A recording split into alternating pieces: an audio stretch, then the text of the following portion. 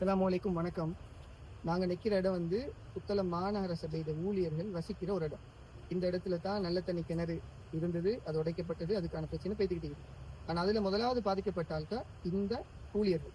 இவங்க யூஸ் பண்ற ஒரு டாய்லெட், ஒரு கொமன் டாய்லெட், கிட்டத்தட்ட 5-6 ஃபேமிலி யூஸ் பண்றது. அதுல குமரி பெண்கள் இருக்கிறாங்க, இளம் ஆள் கேட்கிறாங்க, வயோதிபர்கள் எல்லாரும் பயன்படுத்துகிற ஒரு டாய்லெட் உடைக்கப்பட்டது.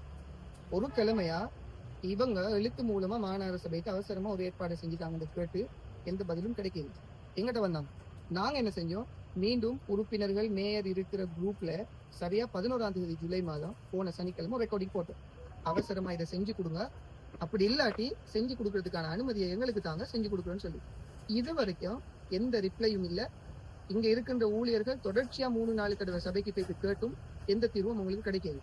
இப்ப அவங்க முன்னுக்கு பின்னுக்கு இந்த இடத்துல அவங்களோட தேவையை நிறைவேற்றிக் கொள்றாங்க. ஆனா இங்கன்னா ஊத்து தண்ணி, அப்ப அந்த ஊத்து தண்ணி தான் இவங்க புழங்குற தண்ணியாவும் நிக்குது. அப்ப அந்த இடத்துல கழிவுகள் பேய்த்து மீண்டும் அவங்க புழங்குற தண்ணியில அந்த விஷயங்கள் மிக்ஸ் ஆகுறதுக்கான சாத்தியக்கூறுகள் அதிகமாகிது. அந்த இடத்துல நாங்க பொதுமக்கள்கிட்ட கேட்கிறோம், இந்த இடத்துல இவங்களுக்கு ஒரு டொய்லெட்டை நாங்க கட்டி கொடுக்கணுமா, கட்டி கொடுக்க வேணாமா, நீங்க எங்களுக்கு சொல்லுங்க.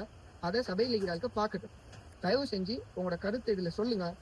மக்கள் எதை விரும்புதோ அதை செய்யறதுக்கு நாங்க ரெடி.